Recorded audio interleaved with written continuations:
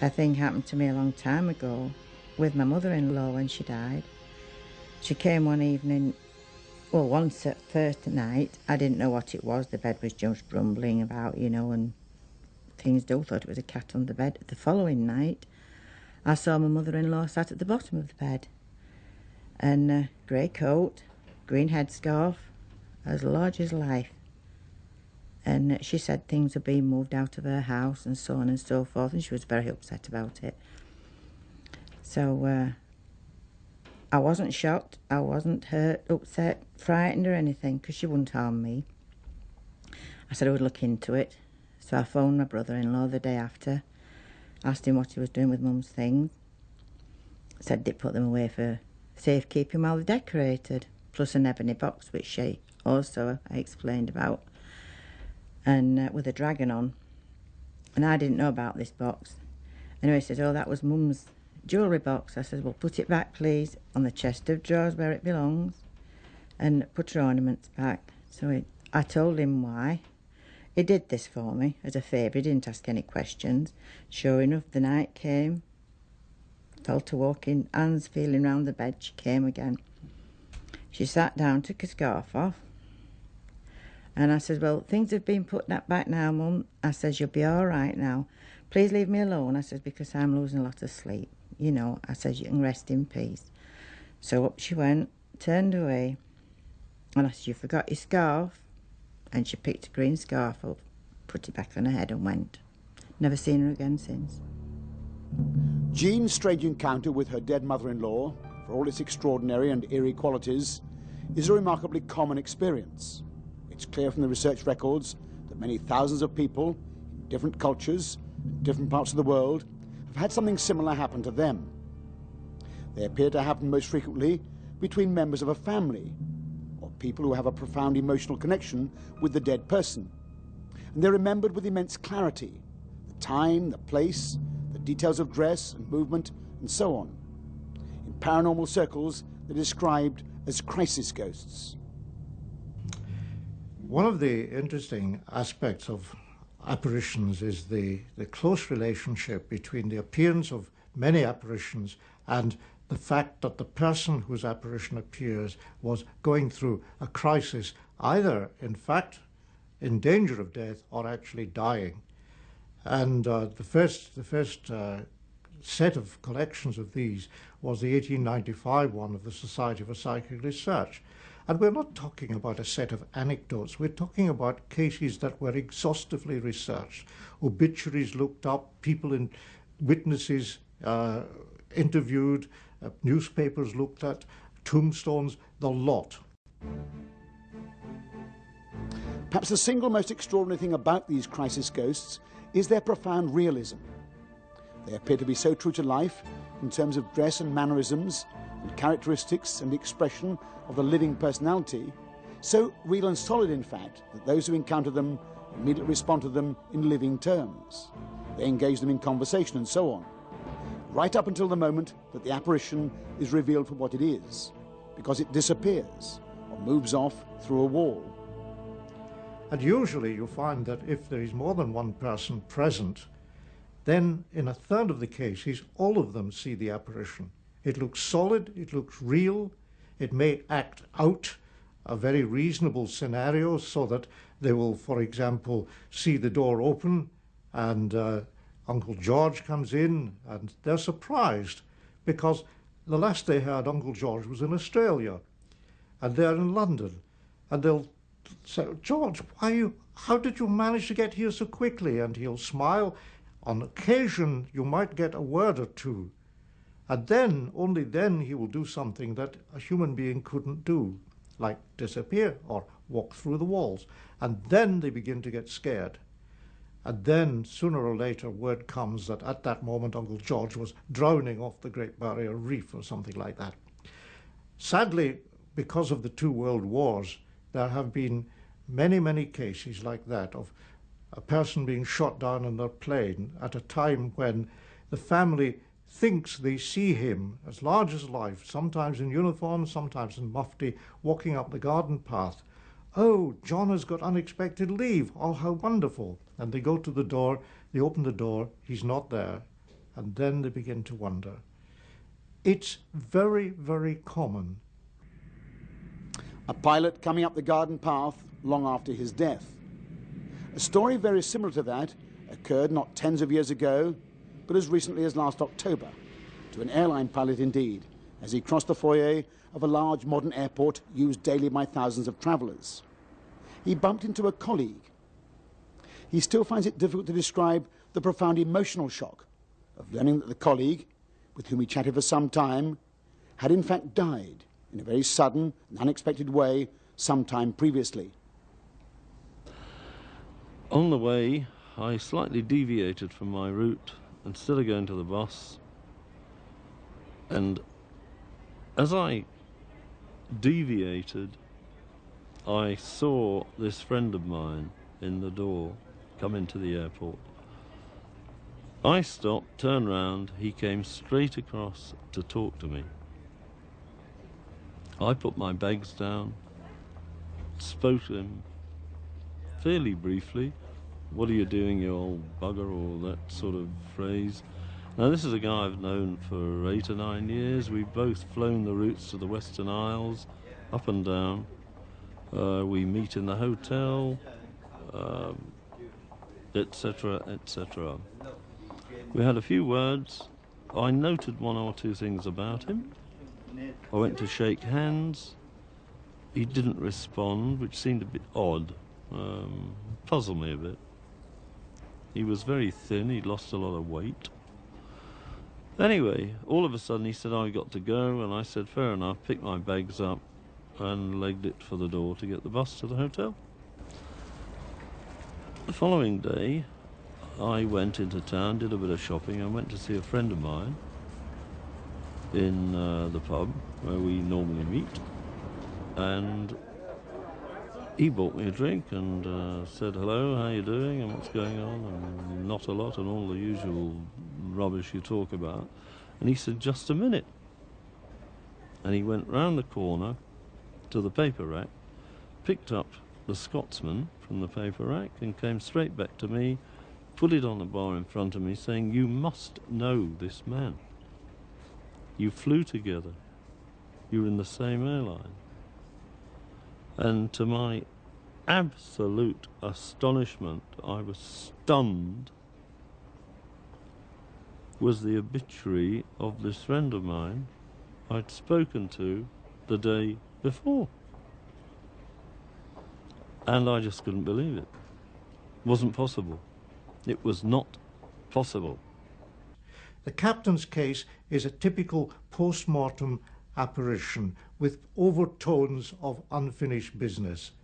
There is no doubt about it. We've investigated the case, we've talked to witnesses, and what is important, and is another aspect of this, is that it has made a tremendous difference in the attitude to life of the witness, the captain.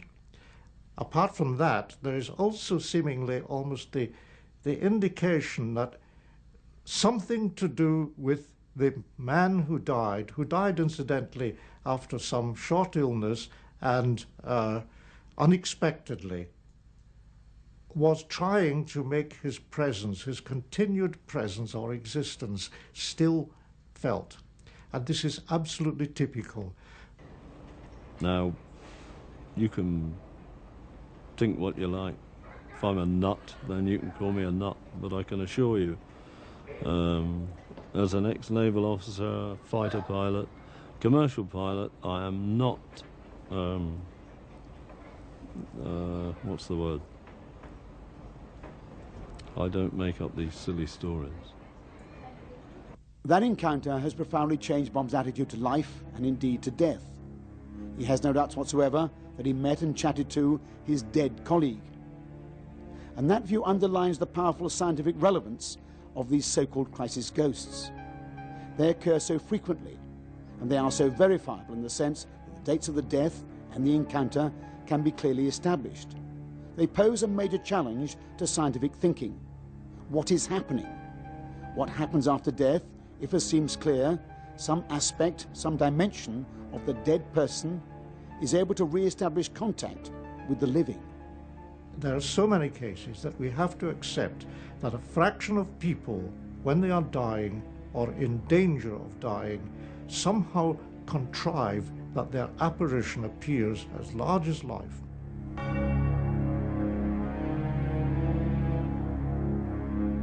Crisis ghosts are one of the most widespread of paranormal experiences. These appearances of people just before or just after their death to a loved one or to a relative. In Asian cultures, they are very readily accepted as a fact of life, so to speak. In the West, grounded as we are so firmly in centuries of scientific rationalism, they are regarded with the utmost skepticism. People who experience them are embarrassed to talk about them. Scientifically, they scarcely appear above the horizon.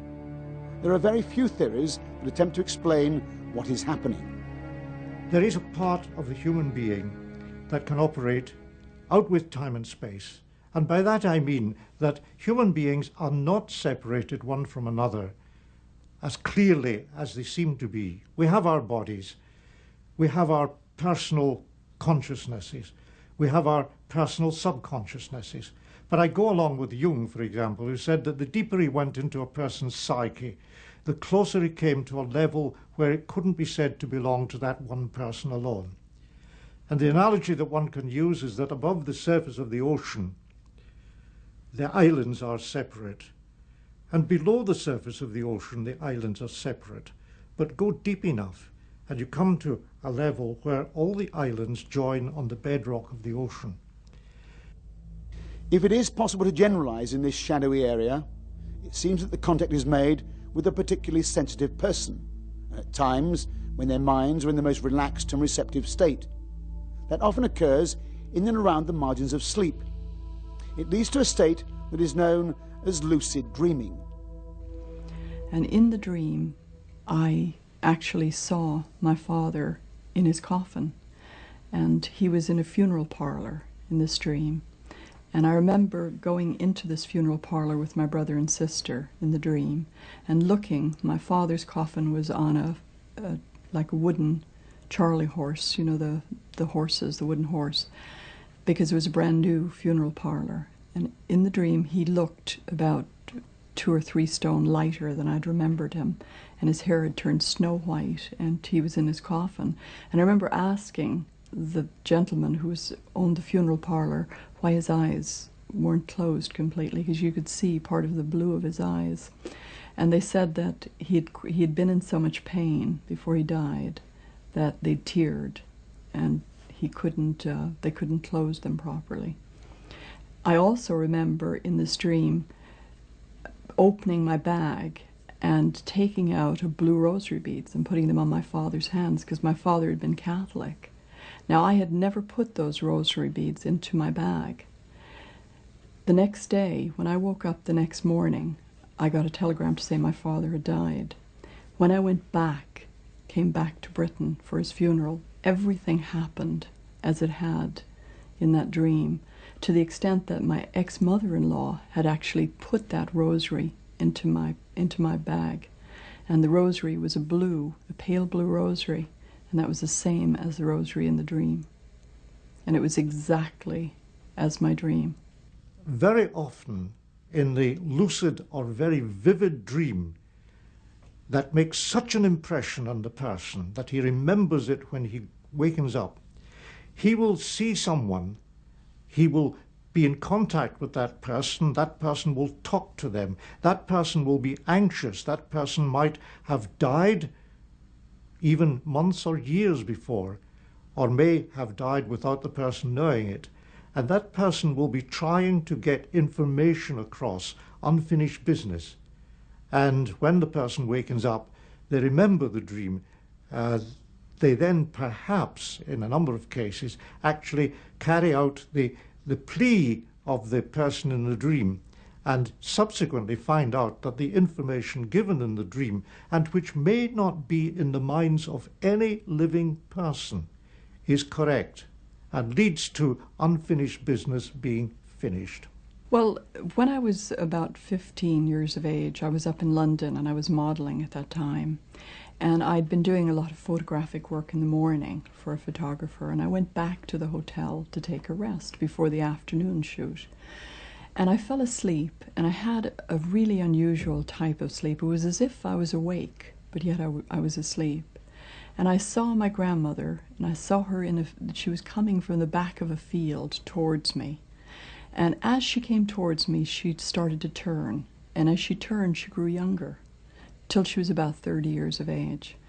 And she said to me in this dream state that I was in, she said, "Patricia, I'm all right. I want you to know that I'm all right. Everything is fine and that I love you. And I want you to go to my house and look in a certain drawer. There's a key hanging." And she told me where this key was hanging to open this drawer. "And you'll find that I've left something for you." And she said, "I want you to write my book, write my story. It'll be a real success." Now, her name was Maggie. And when I woke up in that room, in the hotel room, the room was just filled with her fragrance. And I knew that she'd passed on. I called my father on the phone, and he said my mother had gone back to Ireland to bury her. And I called Mommy in Ireland and told her to go and get this key, and it was where she'd said in the dream. And she went to this little dresser and she pulled an envelope, a big envelope out with my name on it. And in it was quite a lot of details about the book that she wanted me to write, and a picture of her mother. Many of these stories involve actual appearances of people who have died, but there are many more that involve the passing of a message of some sort. The voice is clearly recognised, the sound is quite clear, and the message is remembered in all its detail. This is the sad story of Teddy, close friend of Jane and Sheldon. I came back from holiday and we were totally exhausted because we'd been up for 24 hours, and I came in the house, went straight to bed. About half an hour later, I sat bolt upright in bed, it's like this, and went straight. There was no thought in my head at all. I went right downstairs and I said, "Sheldon, you have to go and get Teddy. There is something wrong. You must go now, immediately." And he got up and he went. So I went over to Teddy's, and immediately I saw Teddy. He wasn't doing very well, and I said, "Enough of this nonsense. You're going to the hospital." Now, Teddy didn't have a phone, so there was no way of calling an ambulance. So I helped him down the stairs, and he actually lay down on the back seat. And I got in the car and started to drive off, and I tried to drive as fast as I could. At one point along the journey, I turned around and I saw Teddy look up to me, and I saw his eyes roll. His eyes roll into the top, and at that moment I was terribly frightened that Teddy had died. I could hear all this sort of commotion outside, and it was a commotion. There was car noise, and I could hear Teddy saying, "Sheldon, Sheldon, you've got to let me out of the car. Let me out of the car. I've got to get out. You've got to stop." And I got up, with hearing this whole commotion. Went down to Lenny, because I wasn't dressed or anything. Lenny, please go and help Teddy." I was watching TV at the time, and my mum came in and said, "Help Teddy get out of the car," because she could hear him outside. I went outside to check if he was there, and there was no one there. I couldn't see the car, I couldn't see my dad, and I couldn't see Teddy. I looked around, I went round the corner, and there was no one there. So I came back inside and I told my mum, and she said she could definitely hear voices, and she could definitely hear Teddy's voice in particular. And she said he needed help, and I told her that I thought she was crazy, basically, because I couldn't hear a thing. And I knew then, that something, that Teddy must have died or something had happened, and I sort of went back to bed and just waiting for a call. It's just, like when you know something like that's happened, it's just sort of everything goes still, and it's just waiting to hear the news. I sped as fast as I could. Ultimately, I got to the emergency in the hospital, and I rushed out of the car through the doors. I ultimately found a nurse. The whole hospital team came running out to grab Teddy, and they took him into the hospital, and I heard all sorts of electronic things going on. And then I was asked to wait in the waiting room. And I was about to make a phone call when a nurse came over to me and she said, "Don't use that phone. You'd be more comfortable using this private phone in this room over here." Well, so I did that, and I telephoned Jane, and I said, "I think Teddy's dead." And Jane said, "I know." When these things happen, you're there with the feeling. You can't you don't start analysing what is it or what does it mean or anything. It's just you're in the feeling. You're in that experience at that moment of time. I think afterwards, when I showed and I got the phone call and he was dead, there was a feeling of terrible shock, because it was quite, it was actually, because you can't really explain this to other people because they think you're a bit weird. The fact of crisis ghosts would seem to present science with a profound challenge. They are so widespread they can't simply be brushed aside as aberrations of a few misguided individuals. The manifestations or apparitions are described with such clarity and detail, and they have such realism, that they do raise fundamental questions about the nature of death and dissolution. Is there a part of the human being that survives his worldly death? Is there a need, as some scientists would put it, for a whole new science, a science of the mind? Ghosts which appear to people who have just recently been bereaved, or possibly to other members of the family when they're dying, I'd explain in two ways. Firstly, I'd take a normal scientific explanation. If you look at people who are recently bereaved, most of them have visions of the bereaved person. It's a common function of death.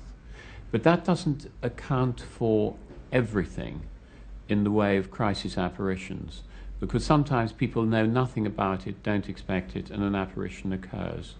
I think you have to argue that there may be emotional links, and there's certainly scientific evidence to suggest that emotional states in one brain may be transmitted across distance to another brain where they can be measured. And that would be the sort of basis on which one would then explain crisis apparitions. I have to say that over the last 100 years, there has been collected a vast amount of evidence in all sorts of aspects of psychic research, which, to anyone open-minded, I would feel, makes it imperative to believe that a human being is not just the big animal that grew the big brain, that there are facets of a human being that can operate outside time and space, and perhaps mortality. The evidence is such that many psychical researchers would say that the question, shall I survive death, is one that can be seriously contemplated by an intelligent person. And as for myself, I would say that if, when I die, I find that I have ceased to exist, I will be very much surprised.